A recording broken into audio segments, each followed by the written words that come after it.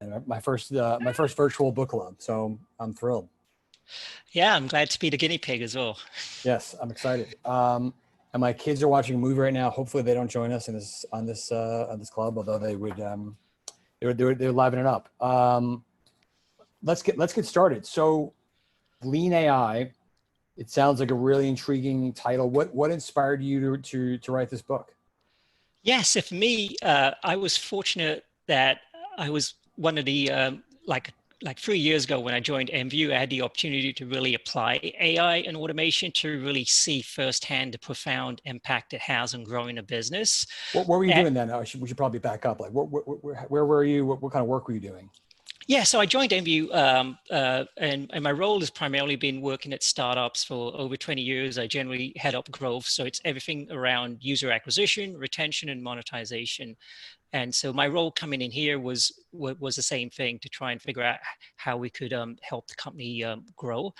The difference was that I joined MView and it was more like a mid to late stage startup. So at the time, they were primarily all on desktop and they were just moving into mobile. So I really was coming in at the pivotal moment to really enable the company to really transition into mobile and to become a mobile first business, which has really become a huge growth engine Right. for us. But as you know, with mobile, you got to really sort of up your game when it comes to Yeah. acquisition. It's Even not for a like that. startup, you've got to kind of really start from scratch a little bit. Exactly, but the great thing that comes with that is that you can actually revisit a lot of the way and your approach, right, and the tech stack and the innovation you can kind of bring to the plate to try and make that happen. So for me, the opportunity was really to really figure out, how could we apply AI and automation to really get better, faster, smarter to grow this. Long story short, we've had a lot of success. But what I came to realize, because I've been speaking a lot at conferences about this, was that I thought a lot of other companies might have been doing this, but it became abundantly clear that we were kind of one of the exception and not the norm. So most companies aren't really using AI in the way that we were using it. And so I was fortunate. Most people have probably heard of Eric Ries, who wrote the book The Lean Startup. He happens to be a co-founder at MView, so I got to know him, and I was just running this idea about AI and automation, and the inspiration to really write the book really came from him when he told me that he thought this would be a great idea. It would really help a lot of startups, similar to what he had done when he had written the Lean Startup book, and he thought this would be a great extension to being part of his Lean Startup series. So having someone like that sort of really believe in the idea was the ultimate motivation that I needed to really go and get this done. And when was this roughly? You're having these conversations. Maybe there's a book here. No one's doing this. Yeah. So this conversation probably it happened like at the end of like maybe 2018, probably Okay. around December, and by then, we were able to demonstrate the profound impact that this was really having on the business at MView, and we kind of had a casual chat probably around that time frame. I followed up with him after the holidays. I'd sent him like a rough outline of what I thought the book could be about, and he. Once we connected again after the holidays, he seemed really excited, and he thought that this could really make a lot of sense, because for the most part, a lot of startups, have kind of nailed down the process when it comes to creating a great product with the minimum viable product, which is part of the Lean Startup. But the bigger challenge for any startup is acquiring customers and really trying to figure out how you're going to retain and monetize and get to a viable business model. And those Right. were the pieces that were missing. And Right. he felt that this would be able to fill that gap.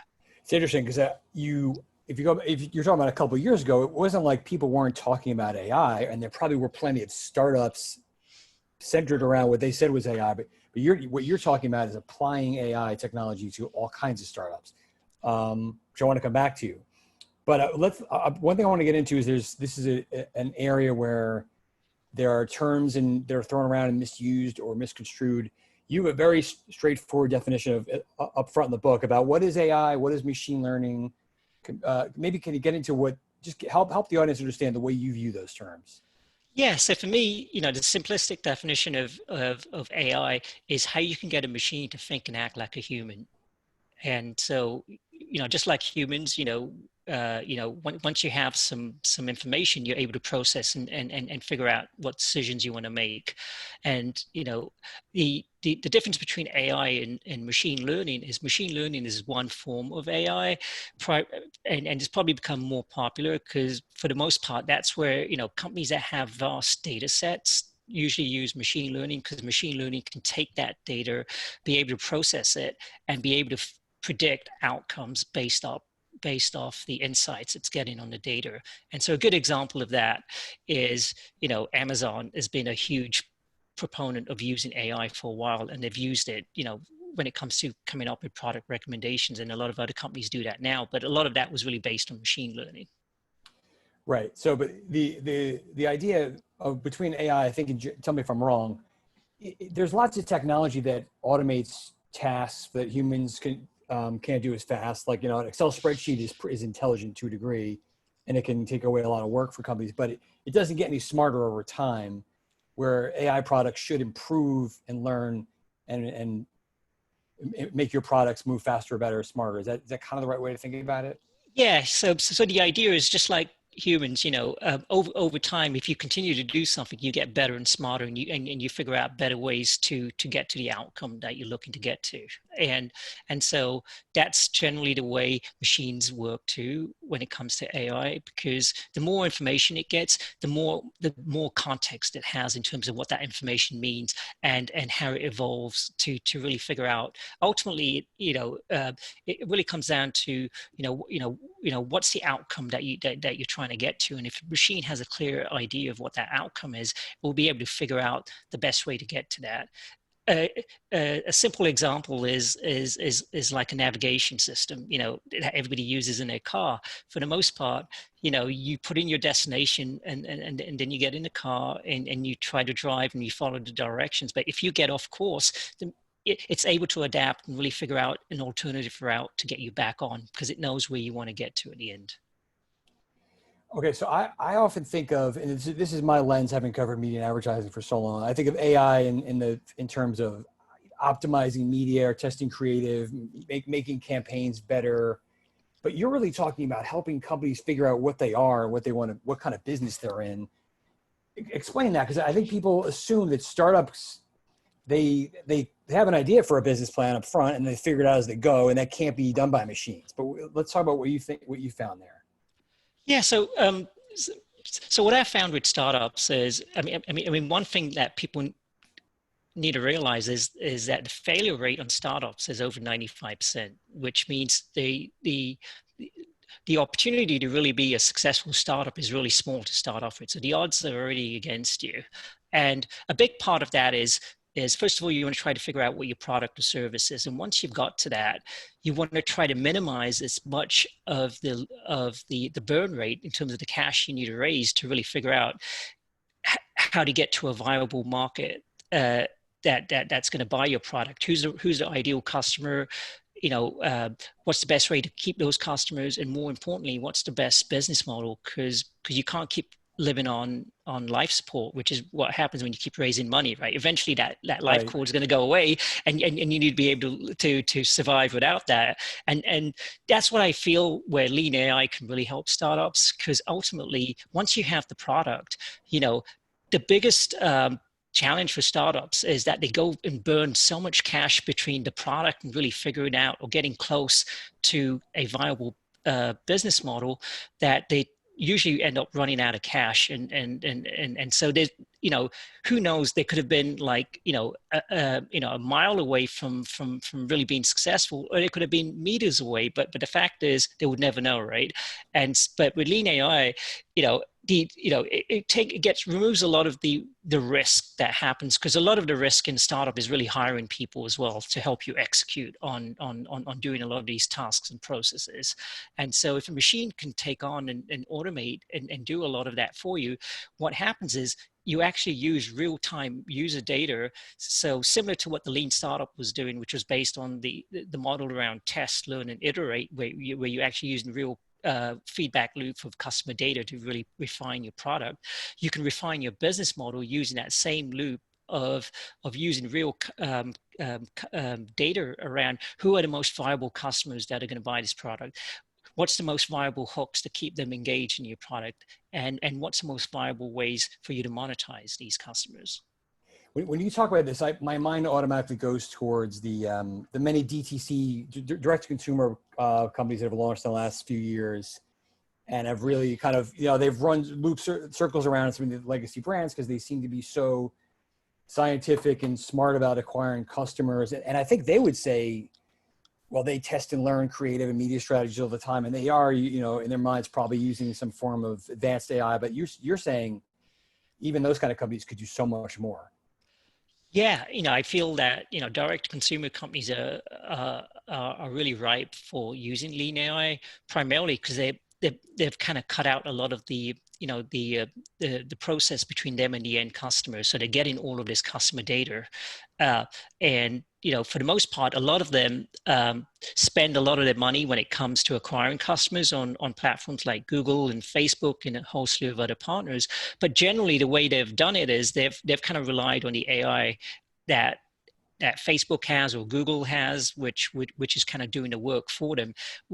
What I'm advocating for is that the better way is actually to create an AI platform that sits between you and all of these different partners where you're spending your money to really figure out, instead of looking at things in silos, you're looking at it holistically to find the best way to spend to acquire customers across all of those channels.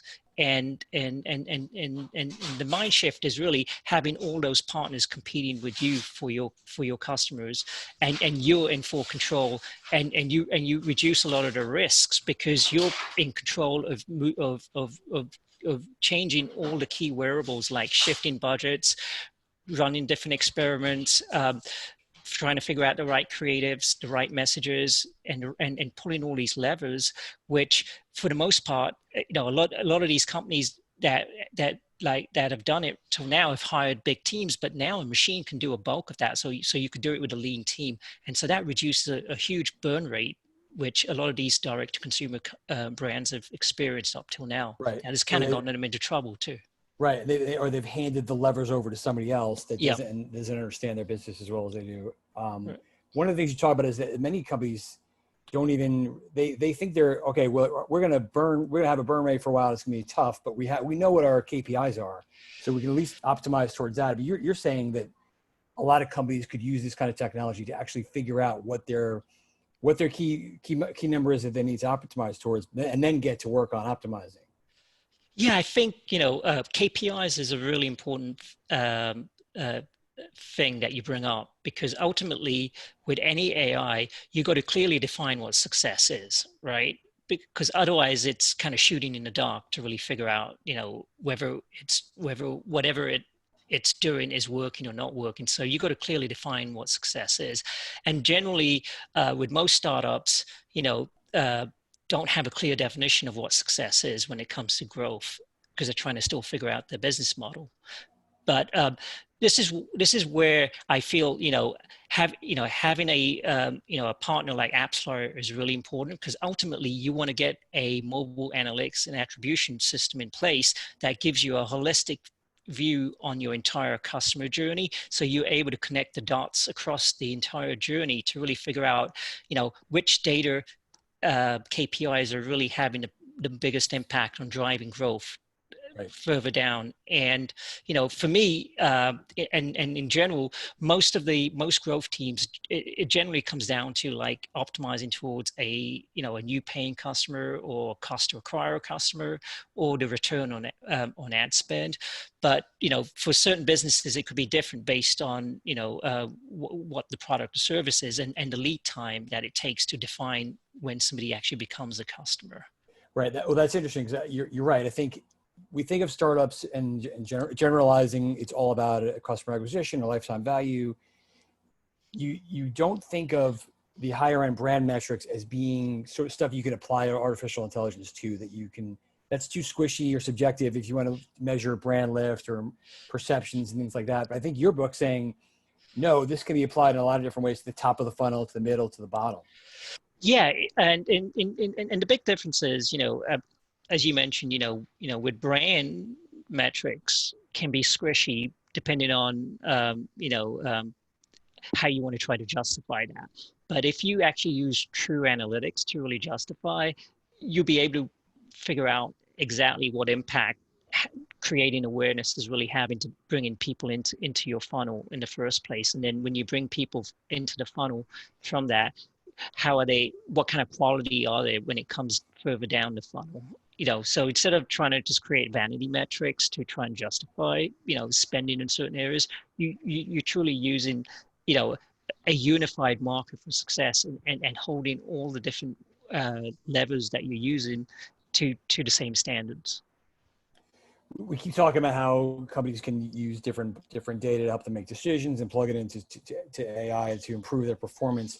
What about lean AI and its ability to generate data for companies? I think that's something people don't realize is coming around the corner, and it can actually help companies pull in new data to improve their performance or business. Yeah. So one of the things that that all marketers are aware of is that it's getting more and more challenging to get customer data, primarily because, customers have so much choice out there, and there's increased privacy and regulations that are coming down the pipeline. So where something like Lean AI could really help is because ultimately you have to build trust with a customer. You have to provide value to the customer. If you can build trust and provide value, then the customer is more likely to see the exchange and giving you the data for you giving them something back that's valuable. And an example of giving them back something that's valuable is something that's relevant. For example, if a customer gives you data, then you're able to create a more customized and personalized product experience for them, right? Which is more relevant to them versus just giving them the generic experience. And so, with Lean AI, you're able to, it's sort of built in a modular fashion. So not only does it help you with acquiring customers, but it can also help you with retaining customers to really keep figuring out what are the right behaviors and habits you want to try to create in your product that the user continues to see the value each and every day. And, a lot of great companies already do this when they create like personalized news feeds, or they create like personalized notifications. But all of that, the starting point is it really comes from a user saying, yes, I'll give you my data, but you have to clearly demonstrate the value I'm going to get in exchange for that.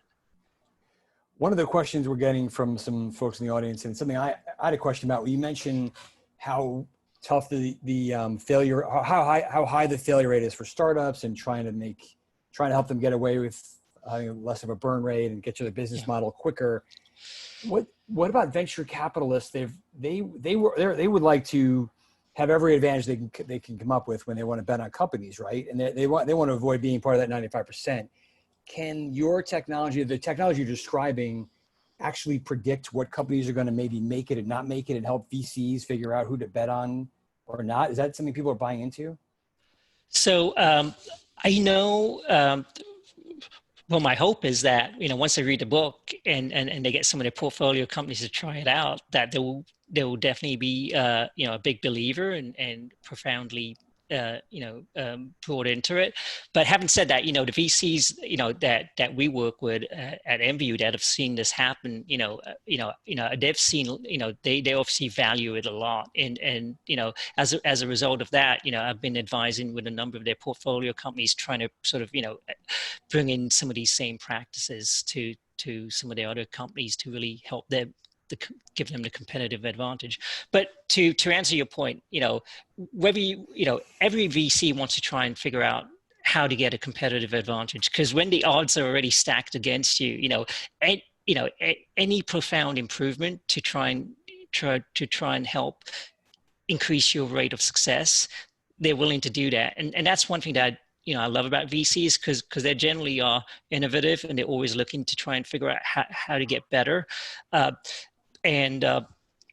feel that a good example of this is exactly what happened with Eric Ries with Lean Startup. I mean, ultimately the Lean Startup became a huge movement, primarily because because it took a few VCs that really wanted to start trying what was written in the book. And once they started trying it, they, it kind of took off like a wildfire because the word got around that this is really saving us gobs of cash to really figure out There's a how to playbook get. here. There's a playbook here, Yeah. and Eric and I feel the same thing with Lean AI, that it's just a matter of a handful of VCs that will try this out, and once they do, it's going to become another playbook in terms of how to acquire customers.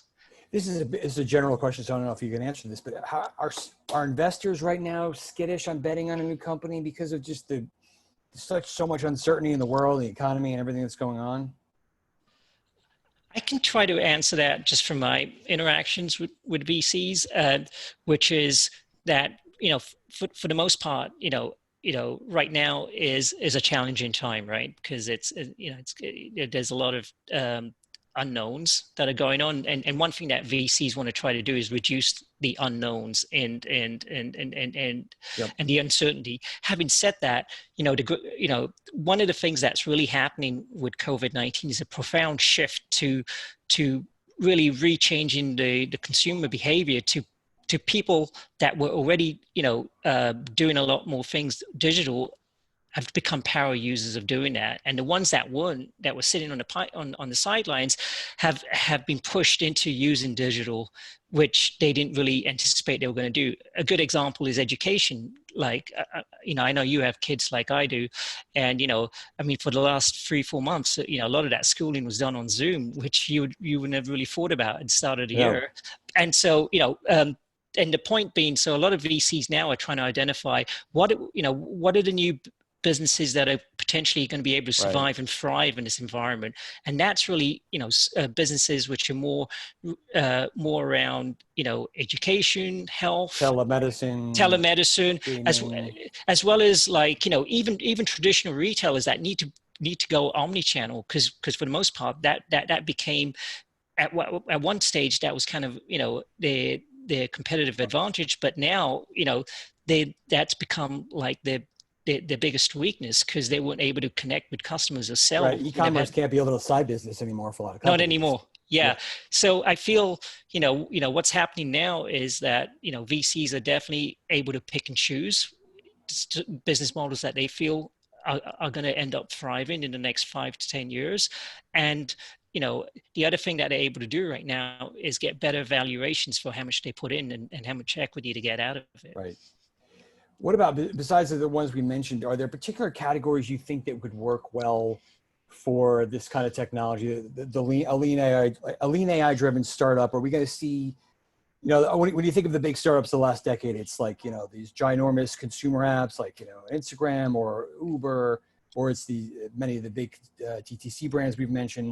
Like what kind of categories might we see exploding, being birthed using these techniques, this technology?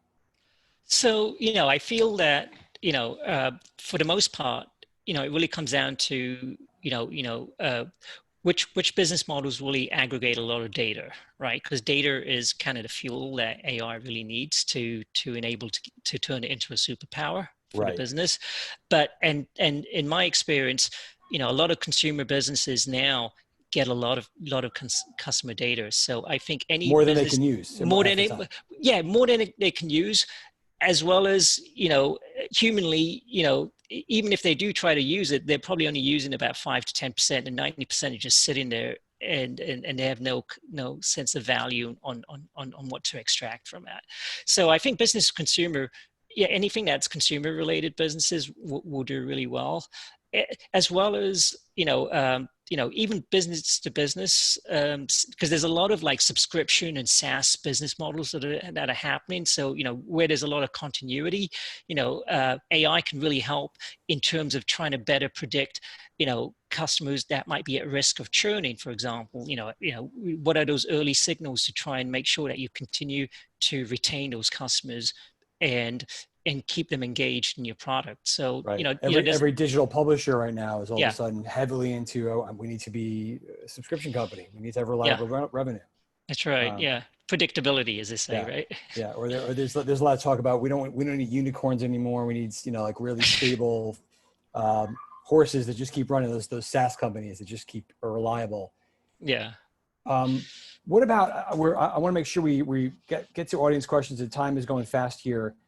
We keep coming back to marketing. You know, like we've said, there's so many marketers and have talked about how they want to get into AI in some fashion. And there's so many startups coming into this world that claim to be AI driven. Have the average big brands invested enough here? And I wonder what kind of talent is the industry going to need once they get serious about this? Yeah. So, what I would say is that, no, primarily, then there's definitely more opportunities to invest more. But what I feel is happening right now with COVID-19 is a profound shift, because there's a lot of, unfortunately, there's a lot of layoffs that are happening because primarily companies are trying to cut down on their burn rate. But the reality is you can't really cut your way to growth at the end of the day. If you're taking money from a VC, they don't want to give you money that you can basically just sit on. You need to use that money right. to turn it into hyper growth. And so with that in mind, I feel that, a lot of companies now are starting to have conversations about, what is it going to take to really embrace AI, to turn data, to really become truly data driven. And so, back in the day where, where you could kind of just dip your toe in the water and sort of feel, things were okay because there wasn't that same pressure to try and do more with less. I mean, there's always been that pressure to a certain extent in startups, but now it's at a much higher degree. And so, where AI is really going to help a lot of these teams, whether it's marketing or other functions in the business, is really to augment that team. So it's really about trying to figure out how is human intelligence and artificial intelligence going to coexist? And primarily where it's going to coexist is, unfortunately, a lot of the boring repetitive tasks that were being done by humans on teams are probably going to get eliminated, and it's going to get replaced by a machine. But a machine by itself can't really just do everything. It's going to need some humans that are going to be able to support it, be able to figure out, what does the machine need to make sure the right inputs are going into the machine, and so I feel the role of the human is going to be more elevated, to be more strategic, more creative, be more problem solving. And ultimately, it's going to take a human to really champion this across the organization, because it needs a culture shift, right? And That's interesting, though. It doesn't mean that you have to just hire everyone has to become a software engineer and hire coders. Yeah. You're going to need almost like a new set of executives who are skilled in getting the most out of this kind of technology, but also have that creativity and can do both. Yeah, I feel, ultimately change always starts at the top, whether it's, a CEO or hiring a head of growth or marketing.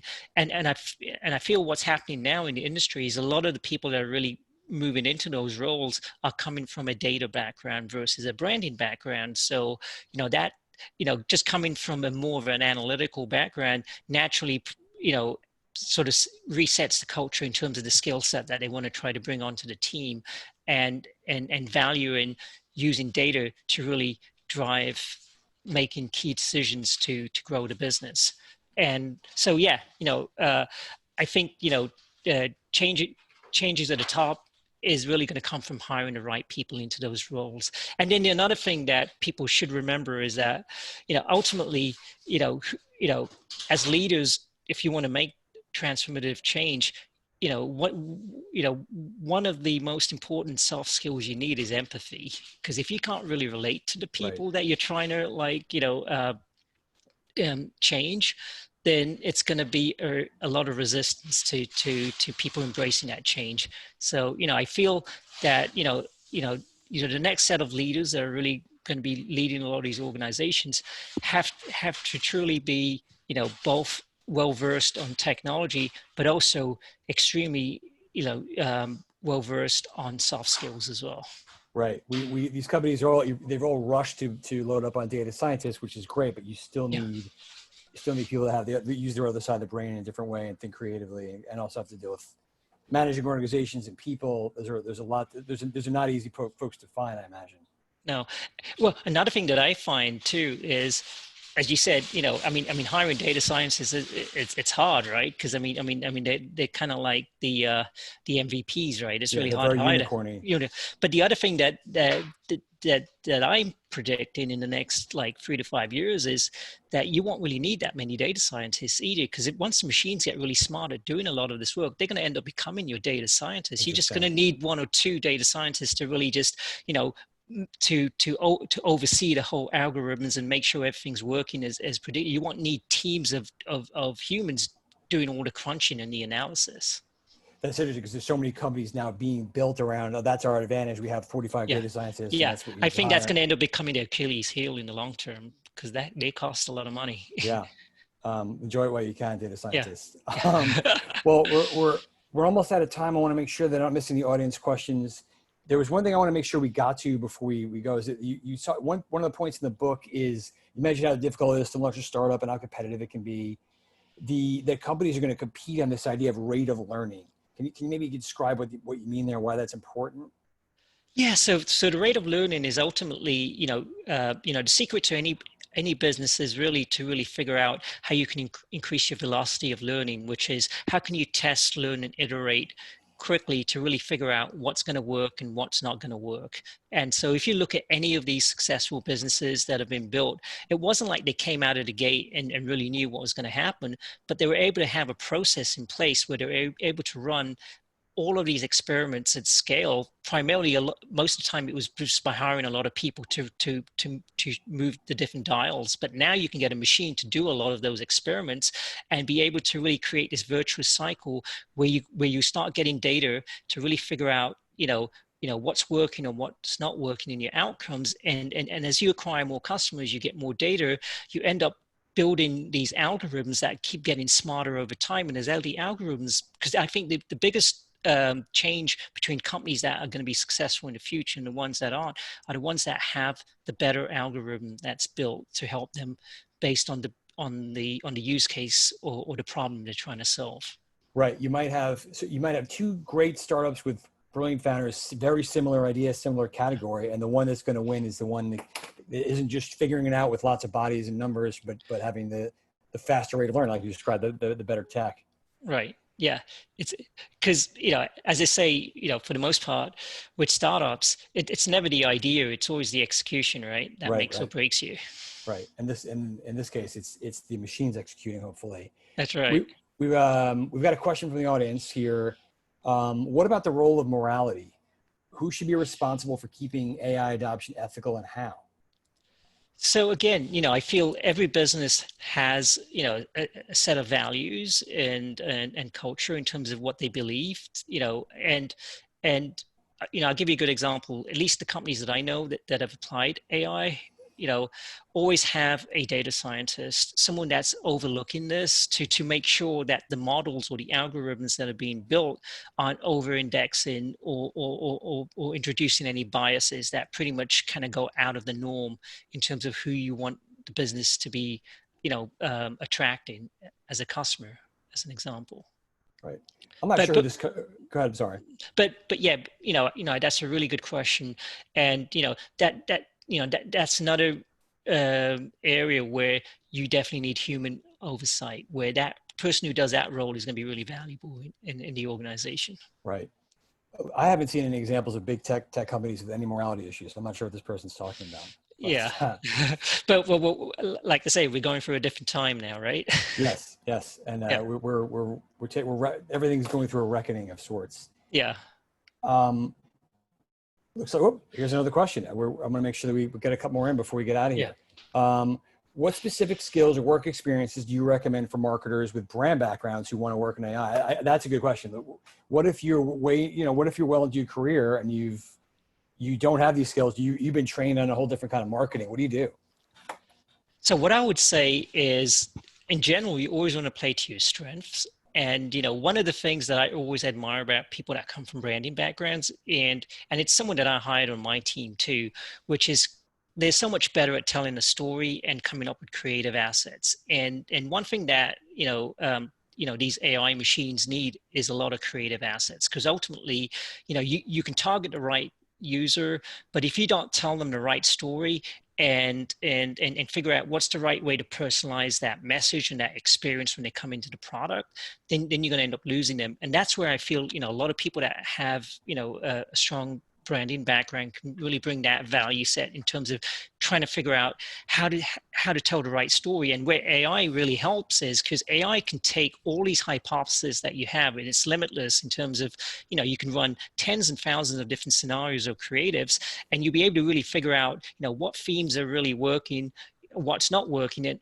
but once you figure that out, machine doesn't know what to do with that next. That's where you need somebody who can come from a branding background and take that and say, okay, let's try to do more of this, and let's try to cut some of this out. Yeah. Right. Yeah. I think people get, it's easy to think of this as like machines coming for you and taking your job. It's not an art killer, right? This is not something that stifles creativity. It should open it up.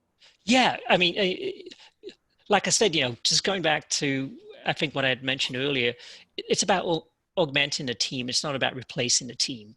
Right. So ultimately, what I feel, or at least what I try to do is I'm always trying to, stay abreast on top of like what's new, what are new technologies, what are the kind of skill sets that will be needed to try and embrace those technologies? Because I think, the most important thing is always being open to change. It doesn't matter, what role you're doing, as long as you're open to change. The second part of it is keep building on your soft skills, because once you understand the technology, it's going to take somebody to champion that. And whether you come from a branding background or an analytical background, if you can't influence people, then you're not going to be able to get that far with, Right. with transforming the culture. Yeah. If you're in marketing or pretty much any of these industries we're talking about, you're never done learning. You've never mastered your profession, because it's just going to be constantly changing. That's right. I mean, that was kind of my hope, but I learned that really quickly, Yeah. that I need to keep learning, and I still do I kind that of every wanted day. to be coasting at this point, but it's not I working out. know it's not, But at least you challenged yourself to write a book. I've been writing a book for about 10 years, so Yeah. I'm an admirer of that move. Thanks. Well, anyway, this is terrific. Thank you so much, Lomid. Thanks for congratulations on the book. Thanks for an awesome conversation. Whoops, we might have one final question. Let me see Sure. here. This is just a question from one of the group. Will this be accessible later? Can we check this out in case we want to watch the webinar again? I do not know that answer. I think the answer is yes, but I think Kenya can confirm. Yes. Yes, it will be available on demand. Right. So we can relive this moment as many times as you would like. Yeah. This is where it started, right? Yes, exactly. All right, awesome. Well, again, thanks for a terrific conversation. Guys, check out the book, dig into it, and don't let me forget. By the way, I'm hosting a new podcast with AppsFlyer, Next in Marketing. We've done about 4 episodes. So I have some terrific guests, people from Twitch, NBCU. So please check that out. We've got more great stuff to come. And Lomid, again, let's talk again soon. This was terrific. Definitely, Mike. Thanks for having me, and love to do it again. Great conversation, guys. Thanks so much. Thanks.